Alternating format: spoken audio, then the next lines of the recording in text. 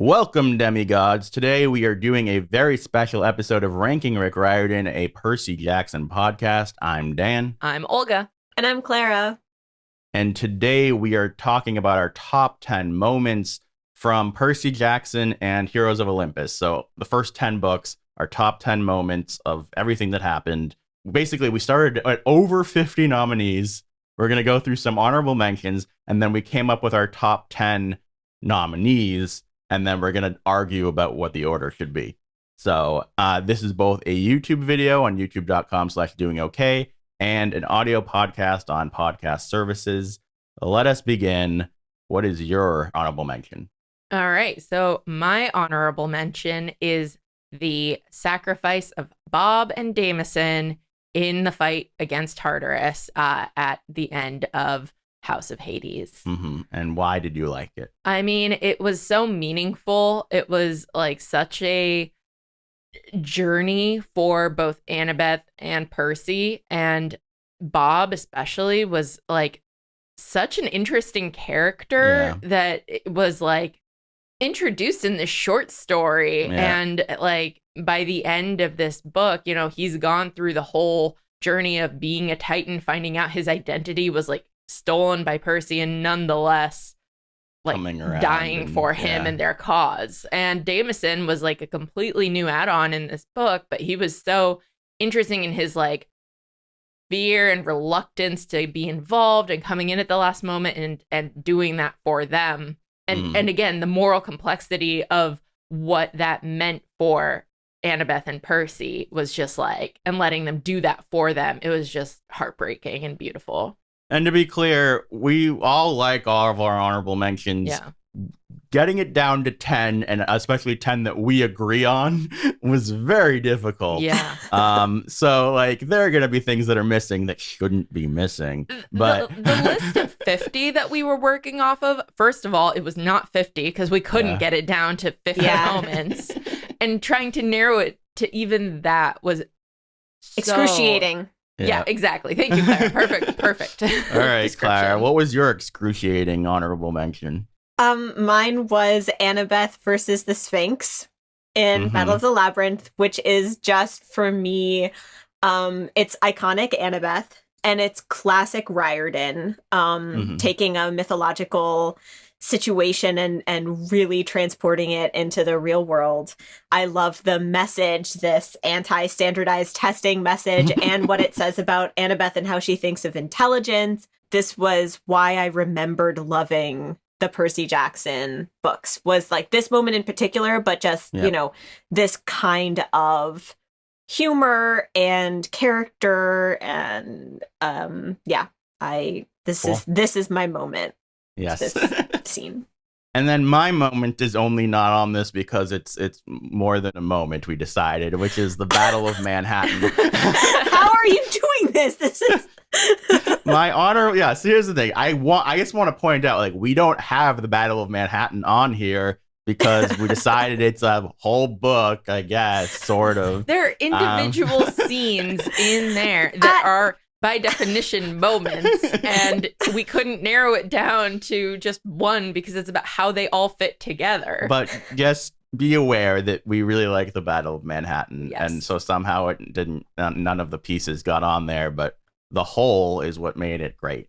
Last Olympian is like probably, if not my favorite, my second favorite of the books that we've read so far. Yeah. So of both the Percy Jackson and Heroes of Olympus pentologies. So I really love that. Yeah. Whether it's the Hyperion thing or setting all the statues to go fight for them. Hades showing up, the Clarice and Selena stuff. Lots of great things there. Yeah.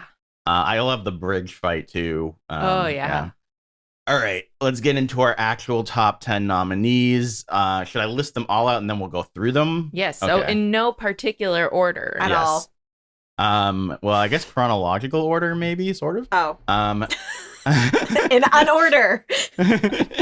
All right, so our list starts at Percy versus Ares in The Lightning Thief. This is sort of the culmination, the climax of the first book. Very iconic fight.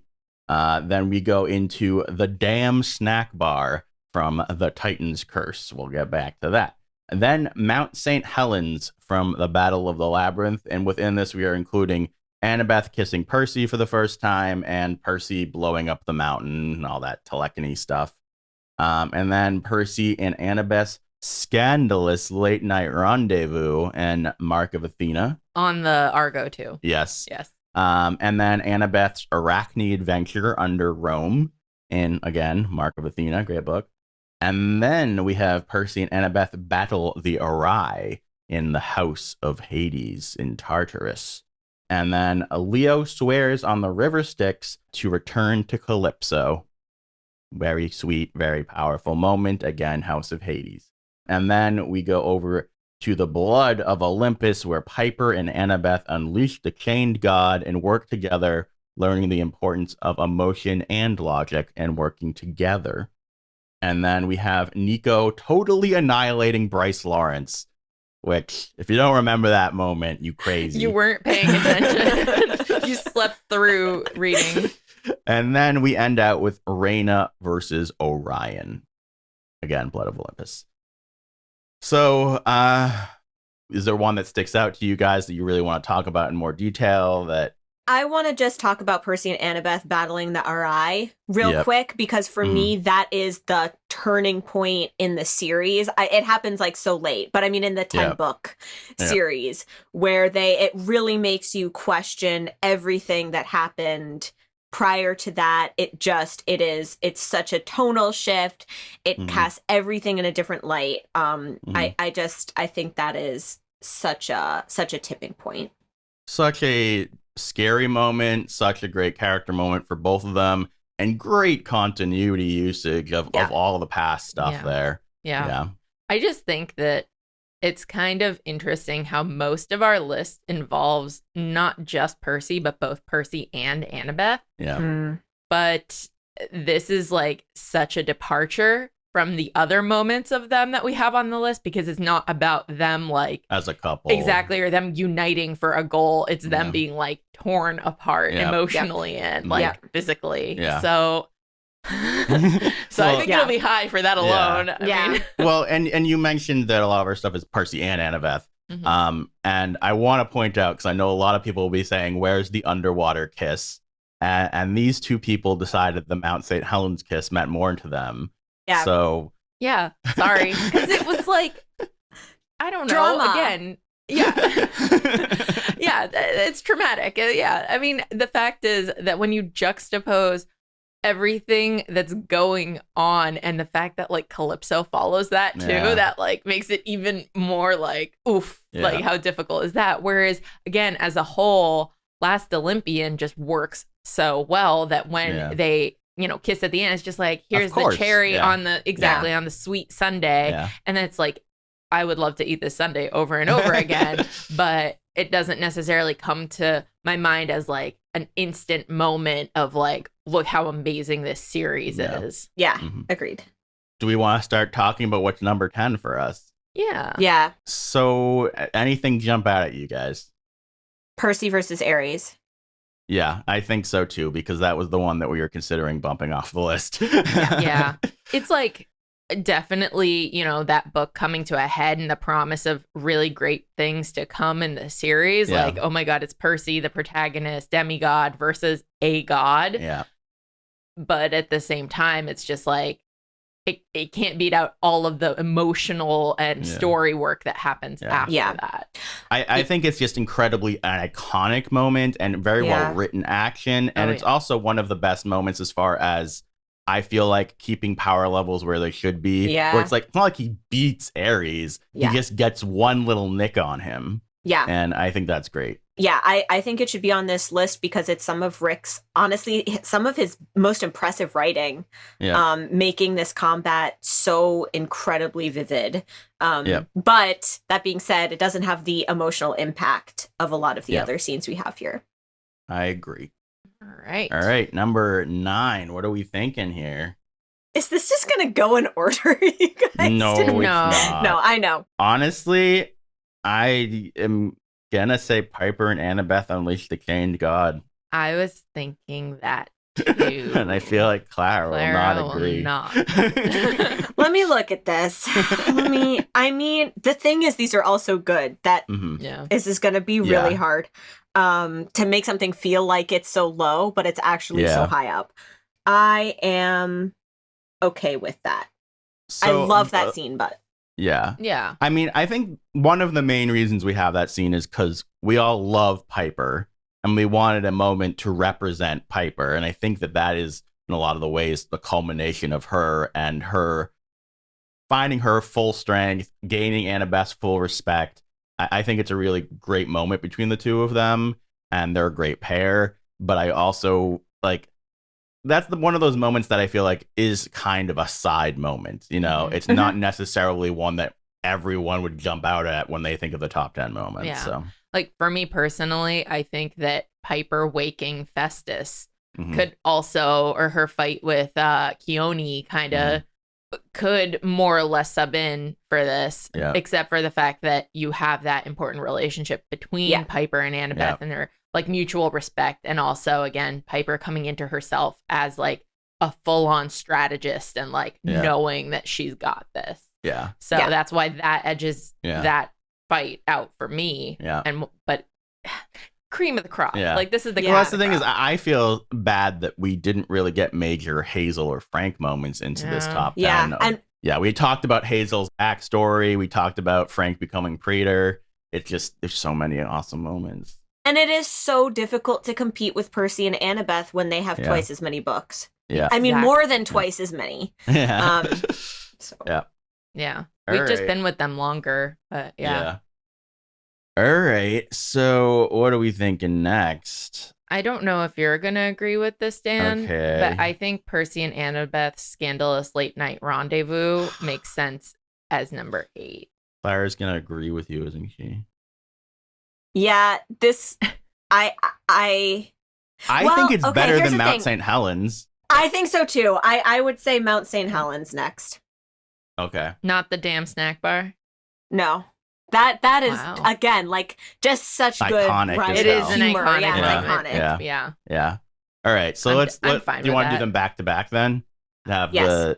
Okay. Yeah. So I think we talked about we like Mount St. Helens quite a bit. I think also him like finding that intense strength and like blowing up the mountain. It's a really good like emotional moment followed by like a cool power moment. And then sort of leading into Calypso. That is a little bit of a cheat, but like that whole area it's about just like how these things also, I mean, we are talking about how they fit into where the stories go and what it means for their relationships. Yeah. So okay, and then let's talk about the scandalous late night rendezvous and why I think it's like freaking awesome.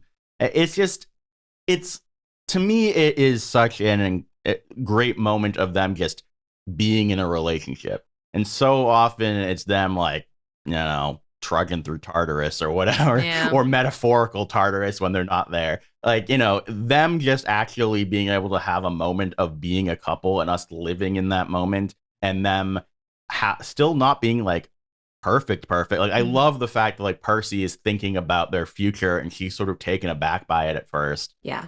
But like not in a bad way, just in like, whoa, he's really thinking about this stuff. I just really, really love that moment. I think it's a great character moment. I definitely do as well. But if we're talking about things that like stand out as like iconic, pull out from the thing. So are we okay with that being at number 7? I am. I am. Okay. Cool. Now, do we want to do Damn Snack Bar? Or do we want to do Leo Swears? Leo. Yep, Leo. Okay. Yeah. Again, Leo had so many great things, but this was another example of some of him whose journey has been like running away and like, you know, not tying himself really to anyone or anything or thinking of himself as like worthy of that kind of relationship and him and Calypso like finally coming together and his heartbreak over leaving her is just No, I think so much comes together in that moment between just the fact that he wrote that love story so well that we already had the history with Calypso and what she meant within the world, and then also with the Uri thing happening earlier in the book, and the fact that we know what swearing on the river Styx means, and that's been drilled into our head.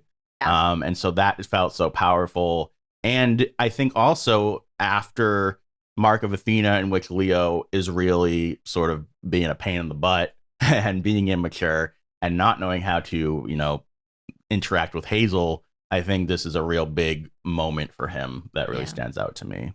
Yeah. All right, now do we want to do the damn snack bar? Yes. Yeah. Okay. It's a top 5 moment. It's a top 5 series. Yeah. Yeah, it's just such classic, comedy. Them all like having a moment of actual levity, them being kids. And then the fact that it comes back later in Heroes of Olympus and Percy sort of referenced it and nobody knows what he's talking about because none of the people were there. Yeah. I think it's a great moment and loved by all. Yeah. It's just like the ultimate inside joke, I think, for Riordan readers. Yeah. Yeah. Good stuff. All right. Now we're in the end game. Yeah. Top 4. Man. All right. So to recap what we have left, it's Annabeth's Arachne adventure. Percy and Annabeth battle the Arai. Nico totally annihilates Bryce Lawrence. Raina versus Orion. I know what my order is. I don't really know. Okay, so I know like the sections that I'd have. To me, Raina and Nico are somewhere in the 3 and 4, and the other 2 are 1 and 2. So Clara, what is your number 4? If you're confident in your list. Oh, well, not so confident, are we? My number 4. No, I am. My number 4 is Nico totally annihilates Bryce Lawrence. Okay. I'm on board with that. I just wasn't sure if I wanted Raina above or below that. Yeah. Just because of how much Nico was built up for so long. But I also don't know that I necessarily would say that Nico's arc culminates in this moment. It's just a freaking awesome moment. It's just, it's like nothing else in the series. Yeah. It's and just it's terrifying. I mean, like you said in the last podcast, Olga, like you spoke aloud. You're like, whoa, wow. Yeah. You knew when I got to that moment because I think I said, "Oh Jesus" or something. It is quite shocking and intense, and I would argue the darkest moment in the series. Probably. Yeah, I stand by that. Pretty cool stuff. Nico's a badass. Yeah. Okay, now are we talking about Raina? Yes. Okay, I don't think Raina could be 1 and 2. She's still, but we love her and we love this moment.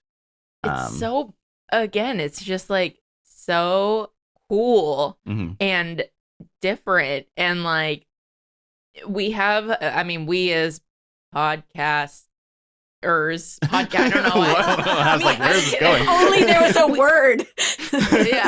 I mean, a word I use a lot, but nonetheless, like we as readers, but also podcasters of this, like the Romans are like so specific in how they're characterized, and like Raina is the ultimate Roman, and for her to have this journey of like her relationship with the gods and this fight and her like feeling like she's turned her back on her people and sided with the enemy of the Greeks, like it's so cool that this is how it works with her cape, and and it's I mean, the combination of having 2 goddesses help her, having the buildup of, I mean, if I was going to do a top 20 or something, I would probably include Orion's first appearance when he goes and kills everyone, and that having that build up and that setup to make him as scary as he is, and having her like jump on the grenade, and then having her the way she defeats him. Yeah, I love Raina so much. I wish she had been a main character throughout these. That's fine, whatever. It's fine. The Romans got the short end of the stick. It's all right. She's on one of the covers of Trials of Apollo. I'll tell you. Thank God. Yeah. Frank and Hazel aren't on this list, but Raina, not technically one of the 7 heroes on the quest, is. I could make a totally different list so easily. I know. Yeah, me too. All right, now the real question of what's number 1: Percy and Annabeth versus the Arai, or Annabeth's Arachne adventure? The Arai is number 1 for me. Oh, sorry, Dan. No, that's exactly what I was gonna say. Okay, cool. Ooh. Is that not what you were going to say? That was not what I was going to say. As intense and like holy moly I want to swear, but I will keep it PG, as the awry things are. And like being in Percy's head during that, and also the fact that like they don't leave that unscathed. Like Percy is dying, and that leads into the Daemon, and like it's really important that this happens, and they're very threatening. Like that is a really brutal moment. Whereas Annabeth and Arachne and how she, goes through the tunnels of Rome. Like this is Annabeth. Mark of Athena is like Annabeth's book. Like speaking of characters that we were with for so long, but we weren't in her head until this book. And like her personal journey and with Athena and being smart enough, good enough, clever enough, like powerful enough, like it's just like so interesting that and her fatal flaw. Her fatal flaw plays a part in it too, with her hubris and how that like ends up getting her after she's won, but then loses. Like, I don't know. I think that one could argue that saying Annabeth's Arachne adventure is in and of itself a cheat. Yeah. Because there are multiple moments throughout that. You could very easily say Annabeth outwits Arachne, or Annabeth, fights those old dudes. I forget what they're called. Yeah, that cult of something. The Mithras cult. There you go. Yeah. For me, the reason why the Arai scene is number one is because it's both Percy and Annabeth, and is a true payoff for books and books and books and books and books, not just for one person's character, but for the entire story. And so for me, I just have to put it at number one. And it sets up a lot of things that go forward from there, whether it be, I think that's like the main motivating factor for Percy from that point onward, I would argue. And it sets up, like I said, for later in the book with Calypso. And I don't know, it really reinforces, oh, hey, they did this great thing at the end of Last Olympian, but it didn't really go the way they, hoped it would, because it was just a happily ever after, but now we're in the real world, and you actually have to follow through. There are consequences to your actions. Again, I'm totally okay with that. I just kind of wanted to share why I was just had a different list. But again, I could envision like 5 different lists off the top of my head with different rankings and different moments that didn't even make it into our like explicit honorable mentions. So like I'm fine with this, because this is just like all so good. And I definitely want to second that the Annabeth moment is freaking awesome, and it's why it's a big part of why Mark of Athena is my favorite book. I think it is really her like fully becoming one of the best characters in that moment. I definitely love it. I just love the Uri stuff for both of them, and I think it has like greater longer term ramifications. I will say I almost feel like we should have gotten like the fallout of the Arachne thing, of them falling into Tartarus as one of the best moments too, but there were things in Tartarus we wanted to hit on, so all right, so I'm going to read out our final top 10, and then I have one last question for you guys before we end out.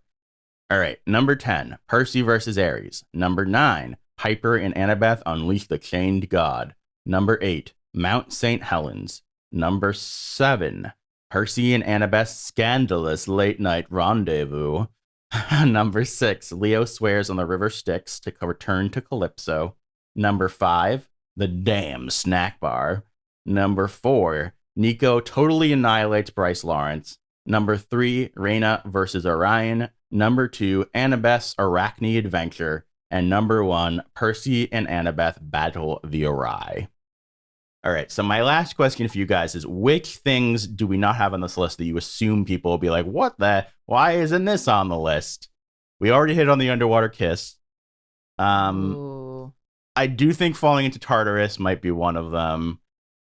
I'm trying to think. I need to look at I do think something from our overall list.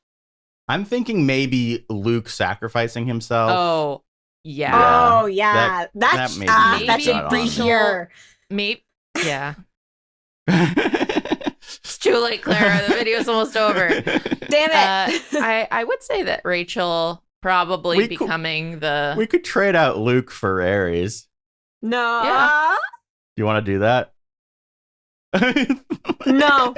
You know This what? video has been a lie. No, I don't, and it's only because I think we need that moment of like the one sort of thing that Rick does really well, and we have a lot of his emotional, like really high intensity stuff, but the combat in those early books is so phenomenal, and I think we need to have that represented. Yeah.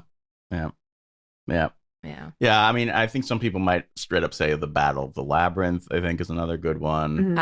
Cupid and Nico. Oh, yeah, that's probably the biggest one. That's probably the biggest one. Yeah, which I personally probably would have gotten on this list, but I think there's a little too much... romance? No, I wasn't going to say that at all. Too much contentiousness, controversy around that moment. I think it's one of the most iconic, most memorable moments, but I think because of the forced outing aspect, it's hard to call it one of the best moments. If people are watching this video and don't know what we're talking about, we go into this quite a bit in our House of Hades podcast, and also Blood of Olympus as well. So if you're curious, check those out. I mean, the other thing is you could just say the revelation that Nico is gay, I think, is a huge moment. But yeah, it's so tied to the specifics of the Cupid thing. Yeah. That's the thing. I also think that, like, again, we didn't give Frank and Hazel or frankly Jason enough love. I mean, neither did Rick. Rick didn't give Jason enough love, so that's not really on us, is it? Yeah. Fair enough. It's very fair. Jason gets glasses. That's the culmination of his yeah, see, there's like 1,000 cute moments, 1,000 funny moments, 1,000 like heartbreaking moments. How do we distill this all into, like, how do you epitomize these series? Yeah. And I just like, and then there's certain things that are just like, again, not really moments. I just overall love Piper and Leo in Lost Hero, but I don't have like we came up with like Leo tames Festus, but like that, like Festus overall is what I love, not necessarily just that moment. Like, so I don't know. Oh, maybe people will say the very end of Blood of Olympus. We specifically chose the River Styx moment over the reunion moment because I felt like the first part was more memorable, more powerful. It was more about him developing as a character, whereas at the end it was like the culmin. It was like, and then it's a happy ending to what was already built up. Please don't be mad at us. How can anyone not be mad when there's a list video? I know. Well, we're begging for it. The absolutely terrifying thing is we're gonna have to put like all the other books in the list, and then all these other things will fall off, and I'm already stressed about it. Yep. Yeah. So again, this is just through Blood of Olympus. We have not gotten to our Trials of Apollo stuff yet, or Kane Chronicles, or Magnus Chase. I mean. Right. Yeah. Well, those won't be in our top 10 Percy Jackson. No, moments, that's true. No. Yes. But won't we have? Yes, will we have? They a top will be 10? in our general ranking. Yeah. Overall Rick Riordan moments. I guess we could do an overall Rick Riordan moments. Rick moments. We'll see. All right. So, if you're watching this on YouTube, leave your top 10 list down below in the comments. If you're listening to it on our various podcast services, feel free to email us your top 10s at our podcast feedback@gmail.com. We might not necessarily, be reading them anytime soon. Like on the podcast, but we'll look at them. Yeah, we'll look at them. And if we ever do one of these videos, we might take these into consideration. Yeah. All right, guys. If I really so agree with you, maybe I'll bring it up. Oh, sorry. So much lag. Clara will bring it up. Confirmed. Yeah. All right, guys. Thank you so much. We will be back soon with Kane Chronicles, potentially a Percy Jackson casting video again before that. Keep track of us at DoingOK Video on the Twitters, and we'll see you next time.